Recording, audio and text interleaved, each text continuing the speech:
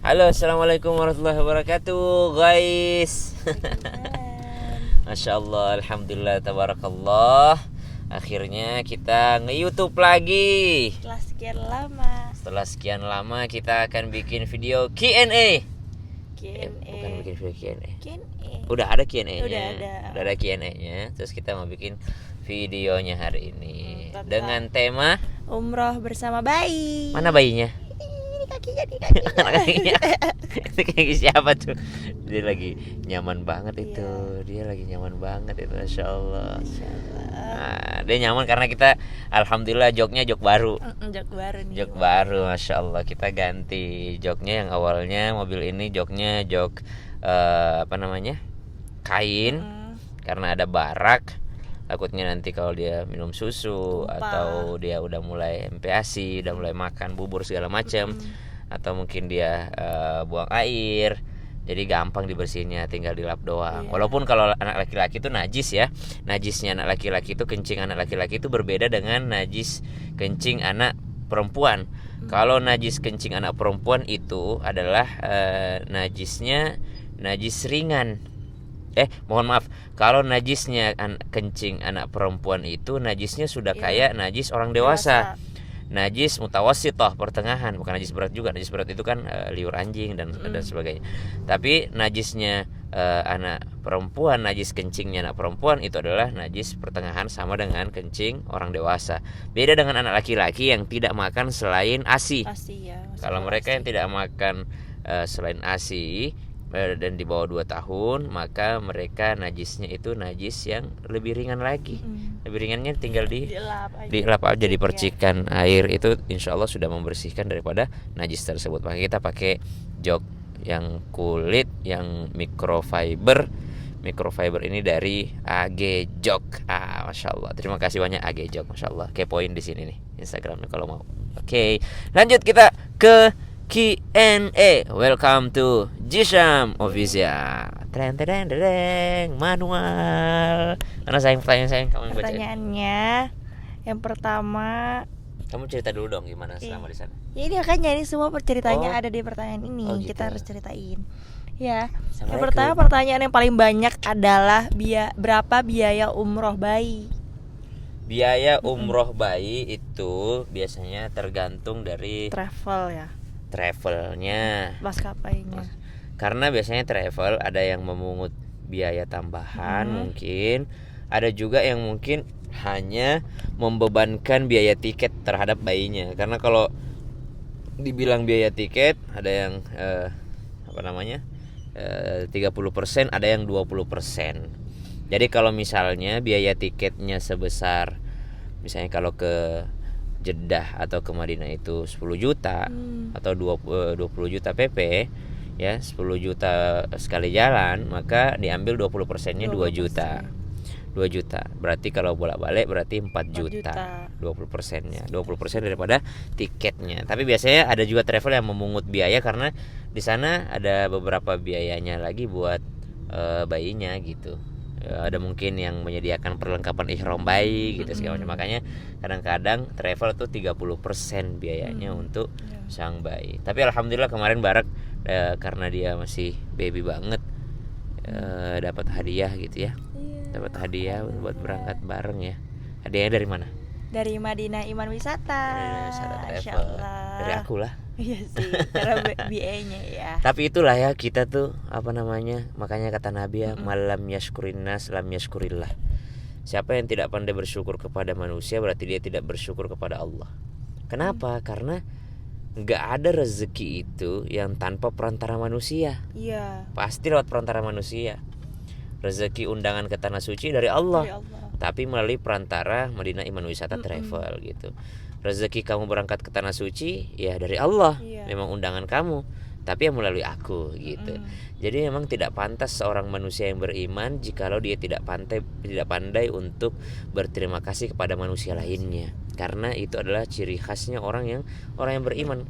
Bukan hanya bersyukur kepada Allah, tapi dia pandai berterima kasih kepada manusia. Kenapa penting? Karena ternyata rezeki dari Allah memang, tapi pasti melalui perantara manusia. Ba'duhum li ba'd. Sebagian yang lain membantu manusia yang lainnya gitu. Ya kalau masalah biaya beda-beda travel ya. Iya. Tapi yang jelas yang dibebankan itu biasanya harga tiket sebesar 20% sampai 30%, karena ada juga maskapai yang memungut 30% dari biayanya kalau penerbangan internasional gitu. Pertanyaan keduanya, Lanjut, persyaratannya kita pakai apa nih? Persyaratannya apa bawa bayi? Harus divaksin nggak bayinya? Untuk vaksin enggak, tapi kita pastiin barak nggak boleh, karena kan naik pesawat itu barak bayi itu nggak boleh pilek, batuk. Jadi supaya dia ntar telinganya aman kan, karena perjalanan lumayan jauh sekitar 9-10 jam di pesawat. Jadi sebelum berangkat itu kata dokternya jangan batuk ataupun pilek. Dan barak alhamdulillah udah terbiasa naik pesawat kan.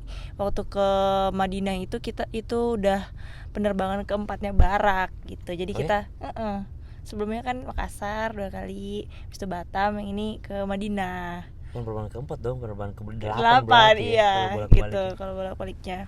Jadi sebenarnya anak bayi naik pesawat itu kalau kata dokternya mau 2 hari pun usia bayinya ya boleh, selama dia nggak pilek, nggak batuk. Benar. Sama dia bisa nyaman gitu kan. Iya. Intinya kalau lagi mau take off disusuin. Ya, mau landing juga disusuin, katanya sih begitu. Iya. Tapi kita semua serahkan kepada Allah Subhanahu wa taala. Jadi kalau disebut vaksin, pakai vaksin enggak? Untuk vaksin meningitis dan vaksin Covid untuk bayi itu tidak dimintai. Tapi jangan lupa untuk periksakan ke dokter dulu gitu. Anaknya bisa terbang enggak segala macam, ya tetap ngikutin saran daripada dokter. Karena mereka lah ahlinya gitu. Lanjut sayang. Gitu. Yang ketiga, bangun dia tadi dia bobo. Jadi dia pakai car seat sendirian di situ. Dia sedang memprototi kita dan dia adalah anaknya. Kalau lagi jalan keluar dia bahagia. Oke. Pertanyaannya selanjutnya, gimana barak, rewel nggak di pesawat? Terus nyusuinnya di pesawat gimana? Kuping bayinya gimana? Itu paling banyak pertanyaan juga. Aman nggak sih telinga bayi di atas pesawat karena penerbangannya kan lama. Kalau rewel, alhamdulillah barak nggak rewel ya, karena emang barak bukan tipe bayi yang sering nangis gitu. Paling cuman pas mau minta mimi baru dia tuh bersuara gitu. Dan ya karena masih DBF jadi langsung gampang aja, langsung kasih aja kalau barak rewel. Itu doang sih. Tapi selama di atas pesawat selama 10 jam nggak ada rewelnya karena bobo langsung sama ibunya. Cara susuinnya gimana? Kalau cara susuinnya karena barak tuh terbiasa miminya sambil bobo baring, ya udah alhamdulillah kita kursinya juga nyaman bisa sambil baring gitu. Itu sih pengalaman aku. Jadi karena ya, alhamdulillah rezekinya kita bisa berangkat pakai bisnis, jadi cara nyusuin barak juga gampang, bisa sambil bobo ya. Jadi kalau untuk pengalaman non bisnis aku nggak bisa jelasin, tapi apa yang aku alamin itu dengan kursi yang nyaman tuh, jadi barak pun juga nyaman alhamdulillah gitu. Tapi sebenarnya kalau pun pakai ekonomi gitu kan sama aja kita nyusuin mungkin di mobil gitu. Iya, walaupun pegel lah karena tangannya kan lumayan lama ya. Lumayan lama tangannya. Kecuali mungkin ibu-ibu yang terbiasa pakai gendongan, karena kita karena kamu juga nggak bisa pakai gendongan, nggak ngerti pakai gendongan kain itu. Kalau baraknya sendiri alhamdulillah ala kulli hal, selama perjalanan itu emang udah terbiasa perjalanan sih dia ya. Ya karena ya terbiasa nih, buktinya sekarang di mobil tuh anteng banget dia. Ini kalau di rumah dia bangun tidur pasti teriak. Iya alhamdulillah sih. Dan itu juga sesuai prasangka kita yakin bahwa barak tuh anteng, jadi alhamdulillah anteng. Iya, walaupun kalau khawatir khawatir banget sih. Bayangin kalau naik mobil nih, naik mobil lama, naik mobil lama dia rewel, ada apa-apa bisa berhenti. Lah di pesawat mau berhenti di mana? 9 jam. Iya benar. Ya kalau dibilang deg-degan waktu berangkat, deg-degan banget. Nggak mungkin nggak gitu. Oke. Terus peralatan dan obat-obatan yang dibawa nih apa aja? Kalau peralatan nih ya, kita bawa gendongan ya yang hip seat itu. Ya gendongan yang digendong depan, sama bawa stroller. Kalau car seat sih, stroller itu penting banget. Stroller paling penting, kalau gendongan nggak terlalu kepake sih karena lebih senang gendong tangan. Jadi stroller itu karena di Madinah, di Mekah semua bisa dipakai gitu. Jadi itu harus dibawa. Untuk penggunaan stroller bayi bisa sholat di lantai 3 di Mekah. Ya di Mekah ya. Bukan lantai 2. Oh, lantai 2. Lantai Iya. 2 sholat di Mekah untuk orang yang bawa stroller, dan begitu juga dengan orang-orang yang nggak lagi ihram. Semuanya sholatnya di lantai 2, karena yang berada di bawah itu di mataf, di tempat tawaf itu hanya orang-orang yang ihram aja, dan nggak boleh bawa stroller dan kursi roda. Iya. Jadi kursi roda dan stroller semua di lantai 2. Jadi lantai 2 itu kelihatan lantai 3 sayang, karena ada lantai mezanin namanya. Mezanin itu yang di setengahnya. Lantai 1,5, yang 1,5 itu masih orang tawaf di situ, masih orang ihram semua. Di atasnya lagi baru lantai 2. Lantai 2 itu udah bebas. Iya. Ada lagi di atasnya mezanin yang kedua, terus lantai 3 gitu, terus lantai 4. Itu bebas bawa stroller. Jadi guna banget sih. Kita sempet ragu bawa stroller kan. Nih kalau kita bawa, kita titip di mana pas mau masuk masjid. Ternyata rame banget, banyak bayi-bayi juga, bahkan yang masih merah, lebih kecil dari barak tuh rame dan bawa stroller gitu. Masya Masyaallah. Jadi itu sih peralatan paling. Apalagi di Madinah. Cuma di Madinah kemarin kita dapat peraturan baru bahwa ya, bayi itu kalau mau masuk masjid, ikut bapaknya, bukan ikut ibunya. Aneh banget. Jadi itulah mungkin aneh banget ya. Perdramaan bawa bayinya adalah ketika di Madinah. Iya. Jadi bawa stroller boleh di pelataran sama ibunya. Tapi kalau mau masuk masjid, bayi itu bersama dengan ayahnya, bukan bersama ibunya. Bahkan kayak umur 6 tahun gitu nggak boleh juga gitu. Sama ibunya? Iya. Udah gede, udah Jadi SD? yang kayak udah gede-gede gitu di dalam masjid. Karena takutnya mungkin lari-lari, nggak tahu gimana peraturannya. Kalau sama bapaknya kan lari juga. Iya. Aneh jadi. Iya, pokoknya nggak sama ibunya, nggak ada anak kecil di masjid. Nggak tahu juga alasannya apa ya. Tapi kalau kita berpikir bahwa itu sangat aneh, karena kalau anak mau nyusu gimana kan sama bapaknya? Kayak di pelataran paling itu. Jadi perdramaannya adalah waktu di Madinah. Karena barak itu masih DBF, jadi kan nggak ada pumping, nggak ada apa, walaupun bawa neneknya. Kita kan bawa 2 neneknya nih. Kita bawa 2 neneknya. Waktu dititip. Gini. Waktu dititip ke neneknya, tetap aja nangis gitu karena dia pengennya langsung nen gitu. Nah, waktu tawaf gimana nih saat rangkaian umrohnya? Rewel nggak barak waktu digendong atau digimanain? Gimana tuh sayang? Waktu pas lagi umrohnya dari mulai apa? Gak pernah ya. Iya, alhamdulillah. Dari mikot, mikot, terus tawaf digendong. Tawaf pertama aku gendongnya pakai tangan aja udah 7 putaran pakai tangan. Nggak ada, dia seneng aja, dia lihat-lihat sampai tidur. Terus sa'i itu sih Masya Allahnya dia slow aja, tidur malah. Gantian tuh neneknya. Iya, kita mikotnya di Bir Ali ya. Sa'i di Bir Ali karena kita dari Madinah. Iya, terus kita sholat Isya. Nah itu nenek dulu, terus tidur lagi. Jadi selama sa'i juga 7 kali juga itu barak tidur, kita gantian sama neneknya juga. Paling halangannya waktu di Raudhah itu ya sayangnya. Oh iya, kalau yang di Makkah alhamdulillah pokoknya nyaman banget sih di Makkah, karena bisa bawa stroller di lantai 2, terus bisa sama ibunya, bisa sama teta, gampang, aksesnya gampang kan.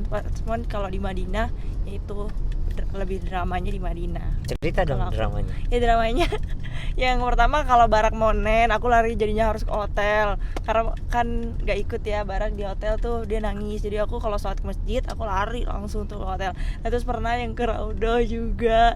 Di Raudhah itu kan dia dititipin di tetanya. Jadi aku sama nenek, 2 neneknya barak kan, nenek sama necu itu udah masuk di Raudhah, tiba-tiba teta nelpon barak, nangis, aku menjerit. Jadi aku bingung, udahlah di dalam tuh kayak nggak bisa keluar. Itu aku lagi dapet yang kayak Raudhah tuh nggak bisa, nggak jelas gitu, kayak pintu keluar di mana, masuknya di mana. Jadi ya bener-bener drama sih waktu aku di Raudhah itu. Paling sedih aku sampai lari dari pintu 30 berapa itu sampai ke 23 aku lari, bener-bener lari. Dan itu juga aku lari turun ke bawah. Iya, terus aku udah nyampe ini kan. Aku lari turun ke bawah bawa dia. Hotelnya kan lantai 11 kan. Nah, aku udah nyampe ke lantai 11, taunya tetanya turun. Jadi aku turun lagi demi mau nyusuin barak. Taunya apa, barak tidur ya sayang waktu dia. Iya, itu ngerjain banget itu. Ngerjain ibunya banget sih. Itu karena kan nggak boleh bawa bayi. Terus kamu pengen banget masuk Raudhah. Terus sekarang kan sistemnya antrian, jadi memang ada ada aplikasinya namanya Itmarma. Kalau itunya pakai tasrih. Pakai tasrih, kalau kita pakai travel pakai tasrihnya, ada jamnya.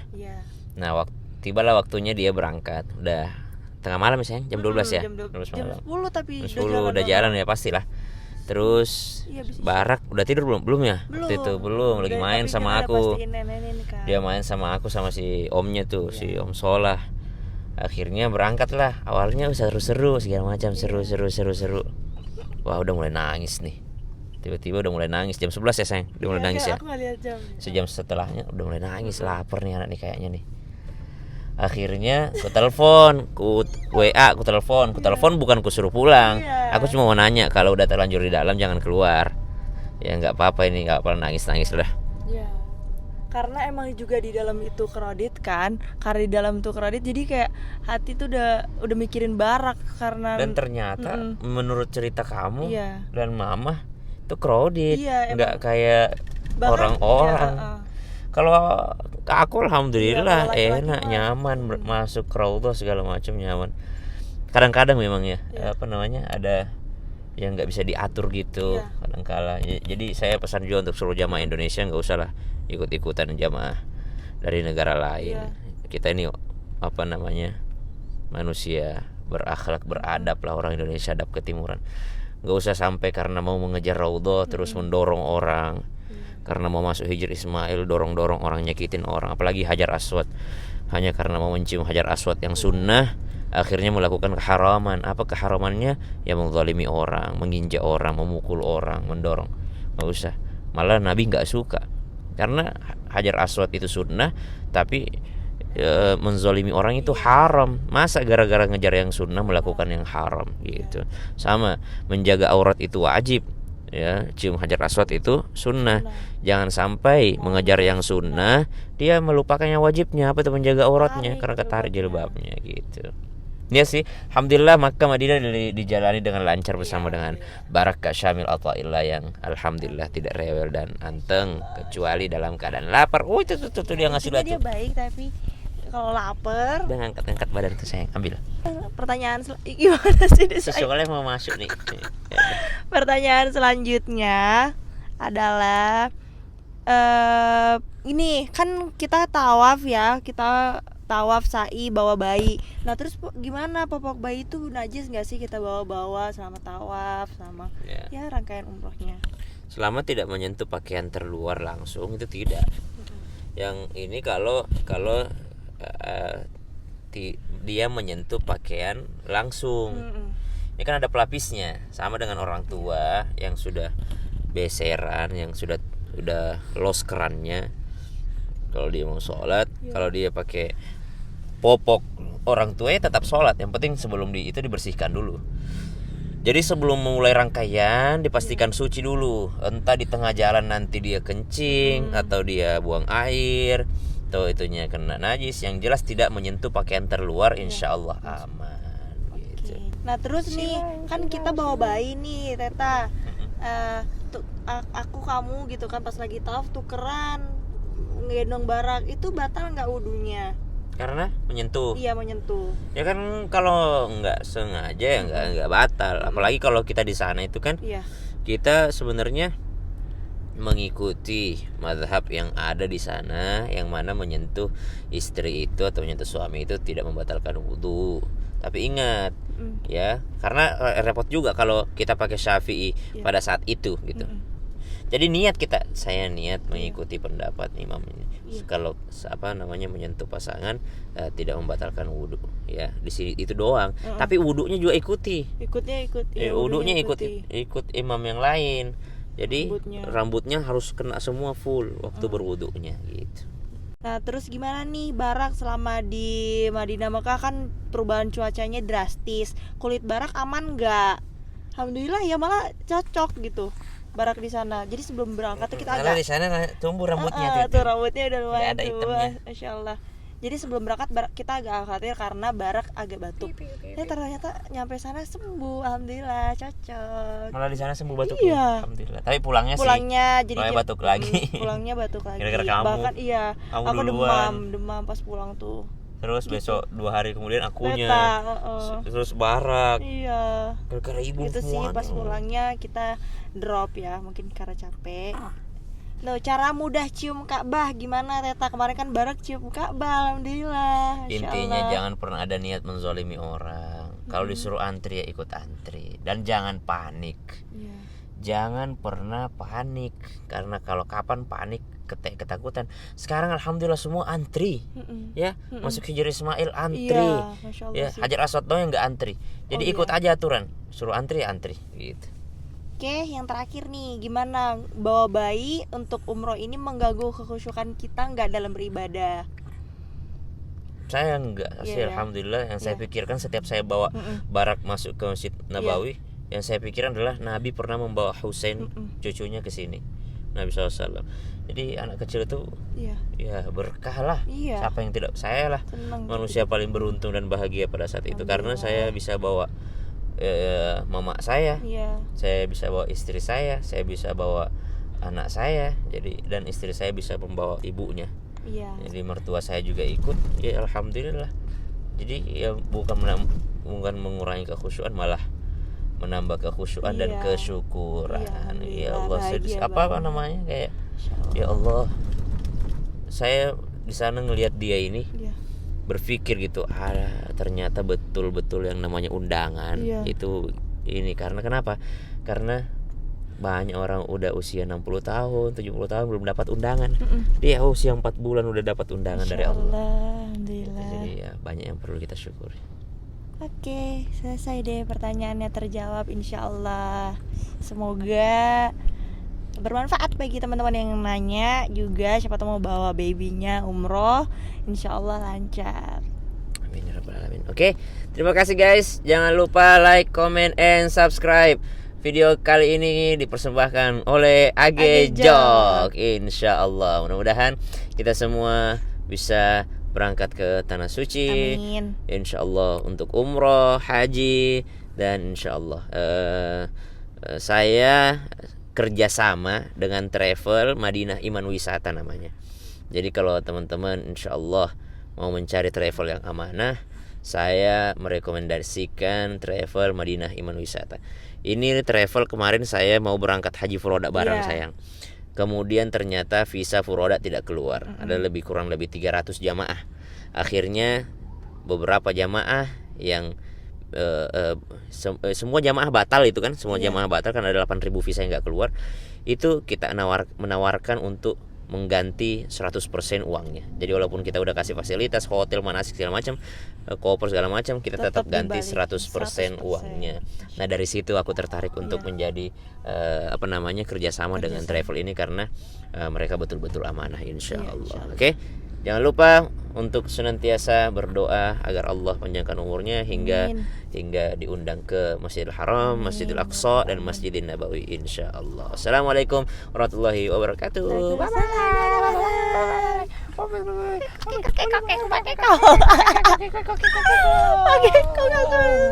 bye.